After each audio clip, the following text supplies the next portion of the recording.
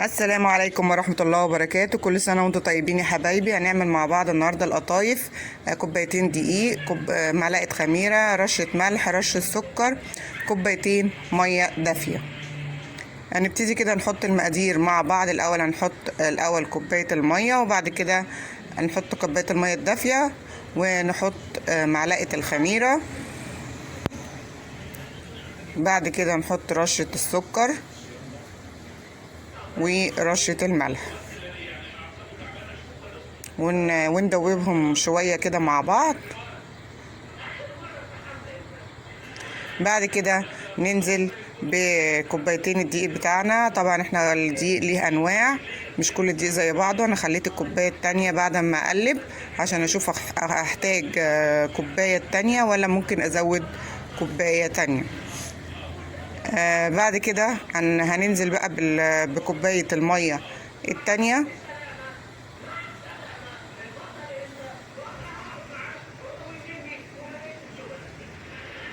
بس برضو تكون كوباية دافية كده. نقلب كده بالراحة لغاية ما تبقى العجينة زي عجينة الكريب كده، شوية زي عجينة الكريب. بعد ما غطيناها وريحناها واختمرت، برضو عشان لازم اهم حاجة نطلع الهواء منها بمعلقة او شوكة او اي حاجة عندكم. نطلع منها الهواء كده عشان لما نيجي نعمل القطايف ما تبقاش مخرومة مننا والحشوة تقع من القطايف. نطلع منها الهواء كده كويس، حوالي دقيقة نقعد نقلب فيها كده لغاية ما نوقف التخمير بتاعها او نطلع الهواء بتاعها منها كده. وبعد كده هنعبيها في كيس عادي، ممكن كيس حلواني او كيس من اللي انا بحط فيه بتاع التلاجة. نصب بقى فيه العجينة بتاعتنا اهو بالشكل ده. طريقتها سهلة يا جماعة، مش صعبة. لكل اللي مش عارف ينزل من البيت ويجيب حاجة، طبعا دي هتبقى مضمونة معاكم. هيبقى الكيس كده وهنخرمه بس كده خرم صغير ونحطه. نيجي بقى نشوف على النار بعد ما الطاسة سخنت. طبعا النار لا هي عالية قوي ولا واطية قوي. ونصب كده مع بعض اهو. بصوا العجينة عاملة زي عجينة الكريب. وخطوة مهمة قوي، نغطي العجين عشان ما يبقاش ني معانا من جوه، وفي نفس الوقت يستوي معانا بسرعة.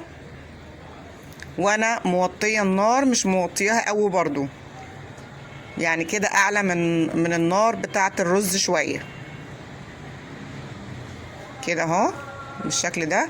ونحضر معانا فوطه اهي. الفوطه بتاعتنا كده بصوا من تحت ما شاء الله اهي، والتانية برضو كده.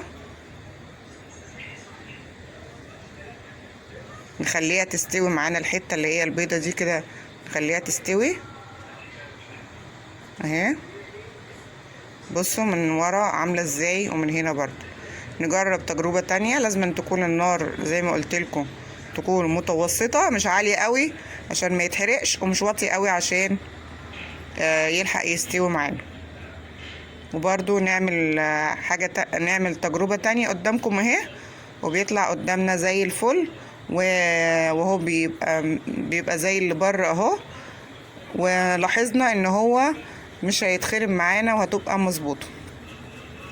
دي بقى القطايف بتاعتنا اهي، مش مخرومه من ورا ولا حاجه، عامله زي القطايف اهي، زي القطيفه. الحشوه بقى بتاعتنا هحشيلكم برضو شويه كنافه وسكر مطحون كده وشويه السمنه، وهنحمرهم في الطاسه عادي. ودي هتبقى الحشوه بتاعتنا مع شويه مكسرات. وانا هعمل لكم برضو هحشيلكم من القطايف اللي انا لسه عاملاها عشان نتأكد من ان القطايف بتاعتنا زي ما بنجيبها من بره. ومفيش مشكلة خالص ان احنا نعملها في البيت لكل اللي بيبقى خايف يجيب حاجة من بره. نحمر بقى الكنافة بتاعتنا، نديها تشويحة كده، ما نقفش عن التقليب عشان هي زي الشعرية ما تتحرقش معانا برضو. والنار تكون هادية ما تكونش عالية. وهو كده بعد ما اتحمرت معانا الكنافة اهو، ما نتقلش قوي عليها في التحمير. ننزلهم بقى في بولة معانا كده،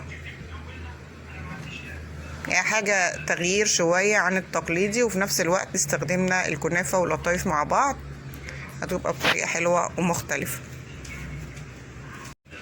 ونجيب عندنا بقى اي مكسرات عندكم، سوداني، زبيب، اي مكسرات عندكم، جوز هند، اي مكسرات دي هفرمها. بعد ما فرمتها في الكبة هنخلطهم مع بعض بمعلقة عسل، وما نكترش العسل، يا دوبك معلقة صغيرة، عشان احنا طبعا هنحط القطايف بعد كده هنسقيها بالشربات بتاعها. بس كده، ونقلبهم كويس قوي، هيبقوا عاملين زي كده زي العجينة. وادي القطايف بتاعتنا اللي احنا لسه عاملينها مع بعض، زي ما انتوا شايفين كده، اهي طرية زي ما هي، ما نشفتش مننا طالما غطيناها بالفوطة او تغطوها باي كيس عندكم. نحضر بقى، نجيب جنبنا طبق ونبتدي بقى نحشي اهو. بصوا مش هتفك معانا ان شاء الله، زي ما بنجيبها من بره وتتعمل معانا اهي زي الفل، بحاجات انتوا عملتوها في بيتكم من غير ما جبتوها من بره. وتحشوا بقى جبنه، تحشوا زي ما انتوا عايزين، تحشوها قشطه، تحشوها اي حاجه. بعد ما خلصت الكميه بتاعتي اهي، نروح بقى نحمرها على النار اهي، مش مخرومه ولا اي حاجه اهي. النار برضو هنا مش عاليه قوي، ونبتدي نقلب فيها بقى اهي، احمرت معانا ونطلعها. واحنا محضرين بقى الشربات جنبنا، اللي هو كوبايتين ميه على كوبايتين سكر وعصرة ليمونة اهو. مش مشكلة بقى الشربات جنبنا سخن او بارد اهو. انا يا دوبك عملته كده قبل ما اعمل القطايف، فبرد مني مش مشكلة، يا دوبك ونخلص الكمية ونطلعهم على طول. ودي القطايف بتاعتنا محشية الكنافة. وكل سنة وانتم طيبين، يا رب الفيديو يعجبكم، تعملوا له شير ولايك واشتراك.